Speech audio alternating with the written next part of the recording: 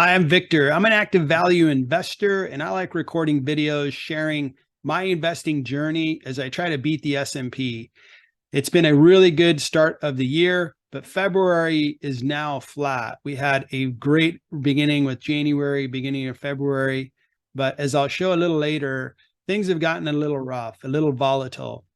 I'd like to share my plan for the remaining week. It's February 20th. It's President's Day. The stock market's not open, but I thought I'd share what I'm looking at and what I think is going to happen this week and how I'm prepared to take advantage if the market goes down in buying great companies at a good price. Last week, we had a consumer price index report that showed that inflation was going up for the consumer.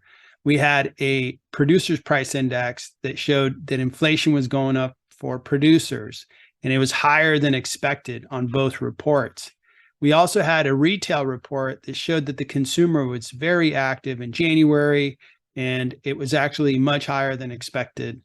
Those three things are evidence that the Fed will use in order to raise interest rates to slow down the economy, to slow things down and really fight inflation. Some of the comments that have been expressed by some of the Fed chiefs are, first, the January inflation data was very disappointing to one of the Fed chiefs. Another Fed chief is pushing for a 50 basis points. Keep in mind, I would say 2 weeks ago, I think when the Federal Reserve chairman actually spoke, investors were thinking we were probably going to have a 25 basis hike and then another 25 basis hike, and that would be it for 2023. But now with the CPI and the PPI reports and high retail, I'm beginning to think that this next, raise will probably be 50 basis points and then a 25 basis point raise to follow. More, information, another Fed chief, compelling case for a half point hike. And then this Fed chief wants to raise interest rates above 5%. So all this is evidence that the Fed is on a mission to control inflation, and they're going to use interest rates as their weapon, and they're going to really fight inflation. As an investor, I don't fight the Fed. These guys are going to push the economy into recession. I think it's the right thing to do, because if we have runaway inflation, that's very damaging to our country. It's very, very harmful to people that are just making it. We got to get inflation under control. And if we have to dip into a recession, so be it. So as an investor, I know that those are variables that I'm expecting. And when stock prices go down, it's not bad news. It's good news. I get great companies at a discount, and I'm a long-term holder of stocks. So I'm looking at this as this is going to be the scenario that I think is going to play out this week and really for the remainder of 2023, is that these high interest rates are going to be the biggest story of trading and investing for 2023. Year to date, we're up 6.67%. If you look at the S&P index, that's a very good start. If you project that out for the year, that'd be a phenomenal year for the S&P. But really, if you look at since February 2nd, we're down 2.41%. So you're beginning to see that volatility. And I'm expecting this coming week is going to be a down week. Again, last week was a down week, and it was mainly because there was too much evidence to show that, hey, interest rates are going to go up even higher. And I don't see any big stories coming up this coming week or really this quarter that are going to really push stocks to higher levels. So I'm expecting that we're going to see more of what we've seen since February 2nd this coming week. Just taking a peek at, interest rates. Here's the 10-year treasury from February 2nd. You see it shoot up. That's in proportion with the stock market going down, stocks going down, is interest rates are going up. Interest rates continue to be inverted, meaning the short-term rates are higher than long-term rates, but they're beginning to correct. I'm beginning to see like the 20-year is above 4, the 7-year is almost at 4, the 5 years at 4. So you're beginning to see intermediate rates rise and long-term rates rise. And that's good. That way we can get back to normal, but it's still inverted. And what that means is, investing in bonds is a really good idea right now. I know they're not sexy and exciting, but boy, you can make 5% on 1 year, 5% on a 6 month. And bonds tend to be kind of close to risk-free, especially on short-term, bonds.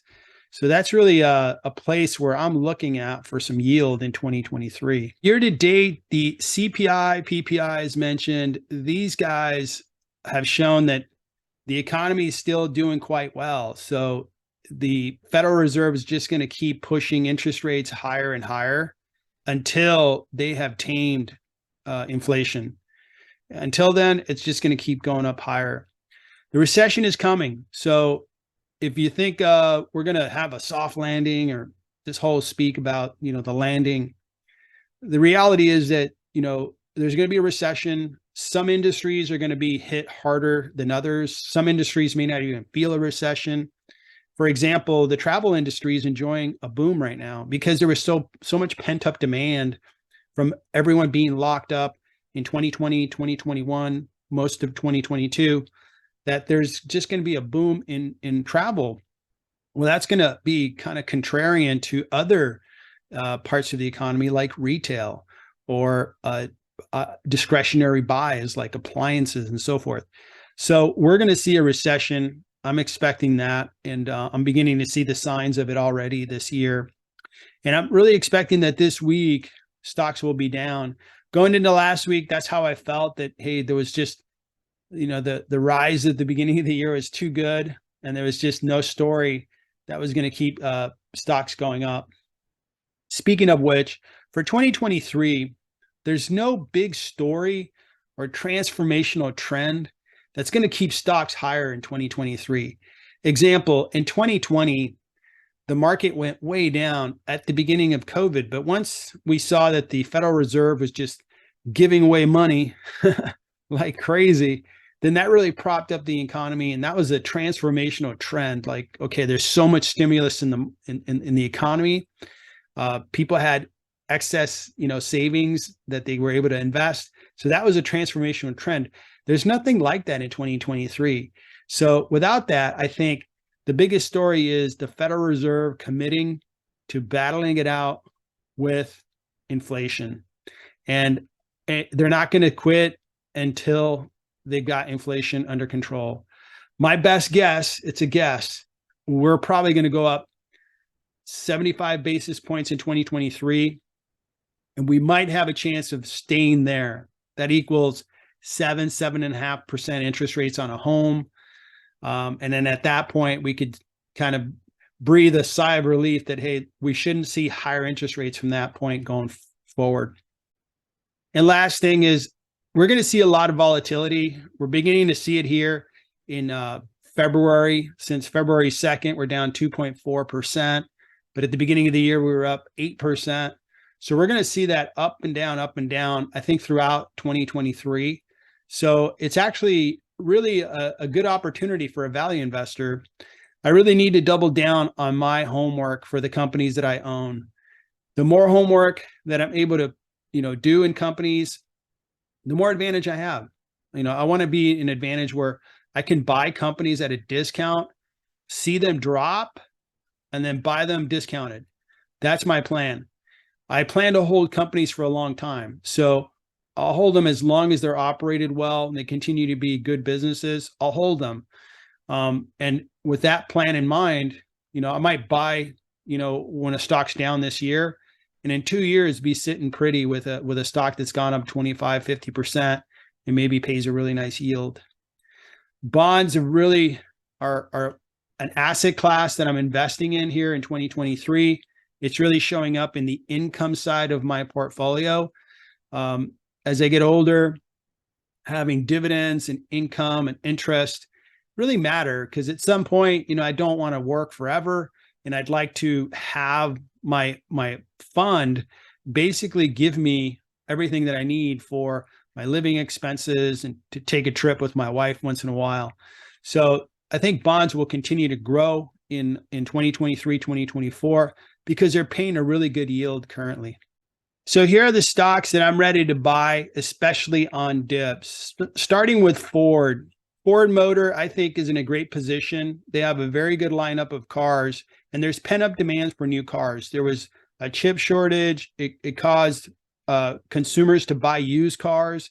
Used cars wear out, and they want to buy a new car. So I think the demand will persist in 2023, 2024, and Ford should enjoy, good quarters ahead, and it's good stock for me to continue to buy.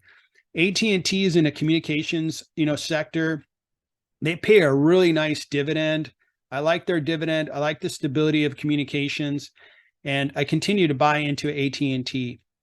Vista Outdoor is a new company that I'm buying into. I got a tiny position, but I want to grow it. I've owned Vista off and on for 3 years, and I really like the company. They're really outperforming the consumer industry. They're doing really well, they have the right catalog of products for people that like things outdoors, whether you're mountain biking, fishing, hunting, that kind of thing. Vista Outdoor is just a really good company. It's a smaller company, but they have really good upside. So I'm going to continue to buy into that position. Next company that I'm buying into is Enphase Energy. And these guys make solar panel products. And really that industry is just flourishing. It's exploding. I recently got solar panels on our home. I'm really happy with it. It's saving us a little more than $100 a month. So that's great. And they do a variety of products, which is really good. I'm in a small position right now of Enphase. I've owned it in the past, sold it, but have recently gotten back into Enphase. Their stock price went down, but they have really good upside. And I feel like this space is just going to continue to get larger and larger. The next one is Ally Financial, a very well-run financial company. They do a lot of auto financing. They do auto insurance. They do a variety of financing as well. They have an online bank that you might be familiar with, and they pay a really nice dividend. They have really good upside. I've got a medium-sized position in Ally, and I'll continue to add shares to Ally. And then there's Tyson Foods. So Tyson Foods, I think everybody knows Tyson Foods. If you eat chicken nuggets at McDonald's, you're eating Tyson Foods. They have a nice dividend. I think the company's had a couple bad quarters, and it's a good time for me to buy more shares. That way I could really, stock up on Tyson Foods. And once they get their ship right, they're going to really go up in value. Next is CVS Health. They operate pharmacies as well as like urgent care centers and things like that. And we're heading into a recession, so it's a good place to be in healthcare. No matter what kind of economy we're in, we're going to take care of ourselves and go in and take care of ourselves. They pay a nice dividend. I think it's underappreciated. I, among many people on YouTube, review CVS, and I think everybody reviews it and says they're undervalued. So I'm going to continue to buy. Dow is a great run company. They're in the materials industry, which is cyclical, but they pay a whopping dividend. They're a very well-run company, so I'm going to continue to buy them. A new holding of mine is Digital Realty Trust, and I actually got this idea from another YouTuber. So thank you, YouTube Individual Investor Network out there. It's a real estate investment trust. They run data centers for companies like Meta. Some of the best software companies, online companies run their operations in Digital Realty Trust data centers. They pay a nice dividend. I think they're very well positioned to be a future company, or, the customers they have are just really, really dynamic and valuable. So it's good to have them as an investment. And then Broadcom. Broadcom has been just a great stock for me over the last 5 years. I've made really good money on appreciation. I got out of Broadcom, and I got out at a nice gain, maybe about a year ago, and everything dropped since then. So I was able to get back into Broadcom, and it has a nice upside to it. They pay a nice dividend. Just one of the best run semiconductor companies. And I think Intel is an example. Man, they're a disaster. They can't get anything right. Taiwan Semiconductor, which I owned for a long time, and I owned Intel as well. So Broadcom is just, I believe, a very well-run company, rewards investors. So I'm going to continue to buy Broadcom. It's a medium-sized position now, but I want to enlarge, make it much bigger, make it be a bigger part of my overall portfolio. Next one is Dropbox. I have a medium position in Dropbox, but I really like this company. If you study their financials, they're profitable, they have moderate growth, and they generate great free cash flow. I think they have good upside, and I think they're an acquisition target. Most of these smaller companies are beginning to be acquisition targets because now that stock prices are down, I think bigger companies are looking to acquire them, especially the companies that have a lot of cash, and really prop up their revenue line and really be positioned on the rebound. Once we get through this recession, owning companies like Dropbox would be a really good idea. Hewlett Packard, one of the best run companies, in technology. I've owned Hewlett Packard for a long time. I reduced my position in 2022, but have been building it back up. They pay a great dividend. And again, I can't emphasize enough that they're a very well run company. They do have headwinds. I think the technology refresh for consumers and businesses isn't there in 23, but I think they're going to perform well. And then there's Uber. So I love Uber, their business model. They're really committed to being profitable. They generate free cash. Their growth is phenomenal. They're a global business. So I just want to be a part of Uber, even though they don't have a tremendous upside now. I think that's a transformational company that, we could wake up in 3 years and they could be 3 times their market cap that they are today. So that's my list of stocks that, depending on what happens this week, I'm ready to buy these stocks. I do my homework. That way, if it's a really down day, it's good news. I get a big discount on these great companies that I want to own. This week, I'm also going to be looking at buying more bonds, and I'm buying through an ETF. I like Vanguard. Vanguard has a very low, fee structure. That's no secret. A lot of people love Vanguard for that reason, and I do too. So it really starts with the yield, 4.4. It's like having a 4.4% dividend on a stock, but you have very low risk. The risk profile on a short-term bond ETF, just super low. So your investment, your capital you're laying out there isn't going to move very much, but you're going to get a really nice yield. I'm also looking at intermediate. As mentioned earlier, I'm seeing the yield curve really change. So you're seeing this yield really go up. This one's a little more risky, but it also has the opportunity to reward you. Let's say interest rates right now are really getting up there toward the high. And if they go down, that means this bond is going to be worth more. If they keep going up, that means this bond is going to be worth less. So you got to monitor that. But I think with a yield of 4.28, it's just a really good yield to keep an eye on and take advantage of. And last, I'm looking at the Vanguard long-term bond ETF. Now, this ETF is really beginning to show up in the yield side, 4.67. And again, locking in these high yields. That's why I'm doing it. I'm kind of averaging in my investment so that I find myself a year or 2 years later really having a part of my portfolio yielding, 5% potentially just consistently for like 10 years. That would be phenomenal. Producing that kind of interest rate per month, that's a really nice income producing investment. So that's why I'm paying attention to these bond ETFs from Vanguard. That's my plan for the week. I hope you found it interesting, maybe grabbed an idea or two so that you could use this week and you also beat the S&P index. Right now, I'm ahead of the S&P index this year. It's been a really good year so far, but I think the party is not going to last. The party we were in January. Good investors, you're going to look at, what's going to potentially happen coming up and how can I use whatever happens to my advantage. In my case, I think the volatility is a great opportunity to continue to buy into great companies. Thanks again for watching. I hope you enjoyed it. Please like and consider subscribing to the channel if you think this content is interesting, and leave comments. Let me know what you like, what you dislike. Thanks again for watching. Good luck investing.